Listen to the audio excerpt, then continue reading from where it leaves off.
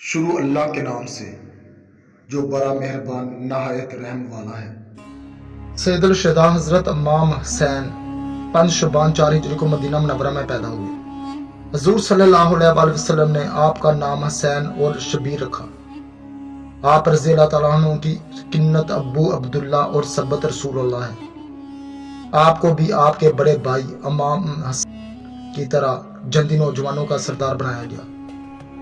آپ کو اپنے ان دونوں نواسوں سے بے انتہا محبت تھی۔ آپ صلی اللہ علیہ وآلہ وسلم انہیں اپنے گلدستے کہتے تھے۔ حدیث مبارکہ میں ارشاد ہوا، جس نے ان دونوں امام حسن اور امام حسین سے محبت کی، اس نے مجھ سے محبت کی، اور جس نے ان سے عداوت کی، اس نے مجھ سے عداوت کی۔ آپ رضی اللہ تعالیٰ عنہ کی ولادت کے ساتھ ہی آپ کی شہادت کی خبر بھی حضور صلی اللہ علیہ وآلہ وسلم کو مل چکی تھی کہ آپ کے فرزند حسین زمین طائف میں شہید کیے جائیں گے، اور یہ اس مقتل کی خاک ہے جہاں وہ شہید کیے جائیں گے۔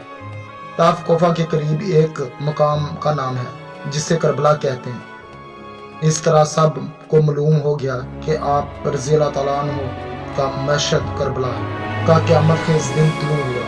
جمعہ کا دن تھا۔ حضرت امام علی مقام نے اہل بیت اور تمام رفقا کے ساتھ فجر کی نماز ادا کی۔ نماز کے بعد اپنے خیمے میں تشریف لائے۔ اہل بیت 3 دن سے بھوک سے نڈال، ایک قطرہ آب میسر نہیں، پھر بھی بے وطنی، تیز دھوپ، گرم ریت، صحرا کی ہوا، جور و جفا کے پہاڑ توڑنے کے لیے سامنے 22,000 کا لشکر، مگر عزم و ہمت اور پائے استقلال میں لرزش نہیں۔ جنگ کا نعرہ بجا دیا گیا۔ امام حسین نے اس وقت ایک خطبہ بھی ارشاد فرمایا تاکہ حجت تمام رہے۔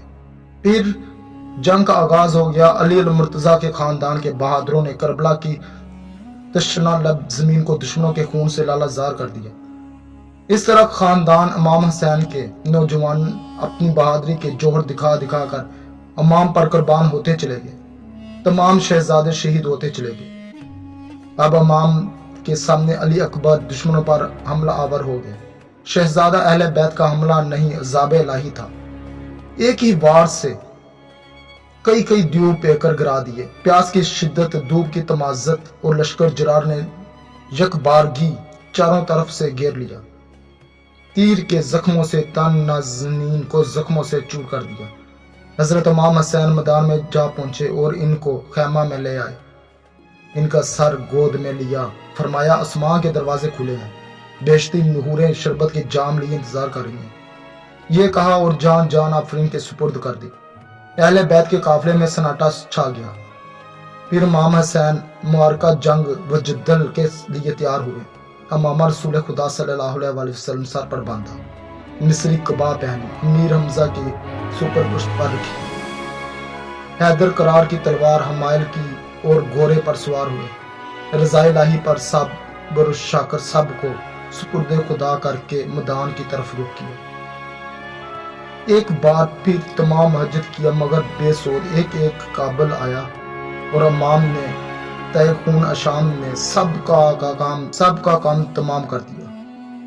زمین کربلا کوفہ کے بہادروں اور صفے شکنوں کے خون سے سراب ہو گئی۔ نعشوں کے انبار لگ گئے۔ لشکر میں شور مچ گیا۔ ہزاروں نوجوان دوڑ پڑے۔ حضرت امام حسین کو گھیر کر تیر برسانا شروع کر دیے۔ گھوڑا زخمی ہو گیا، ہر طرف سے تیر آ رہے تھے۔ تان ناز پر پرور تیروں کے نشانے پر ہے، نورانی جسم لہو لہان ہے۔ ایک تیر نشانی اقدس پر لگا جو حضور صلی اللہ علیہ وآلہ وسلم کی بوسہ گاہ تھی۔ حضرت کو چکر آ گیا، نورانی پیکر خون میں نہا گیا اور آپ شہید ہو کر زمین پر گر پڑے۔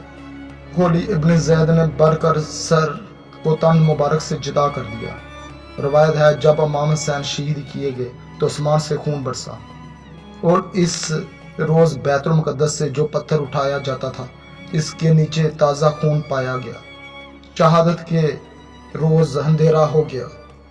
3 روز مکمل اندھیرا رہا۔ امام حسین نے حق پر ثابت قدم رہتے ہوئے کس طرح فسق و فجور کا مقابلہ کیا اور آنے والی نسلوں کے لیے عزم و ہمت کی بے نظیر مثال قائم کر دی۔ یا آپ رضی اللہ تعالیٰ عنہ پر آنے والے مصائب کو سن کر چند سبحان لینے سے امام پاک کی روح خوش نہیں ہوگی۔ اور نہ ہی امام کی بارگاہ اقدس میں سعادت و قبولیت حاصل ہوگی۔ اگر واقعی امام پاک سے سچی محبت ہے تو امام کی پیروی کرتے ہوئے حق و صداقت کے پرچم کو بلند کریں، اور جس عظیم مقصد کے لیے امام حسین نے اپنا گھر بار جان سب کچھ قربان کر دیا، اس کو اپنا مقصد اولین بنا لیں۔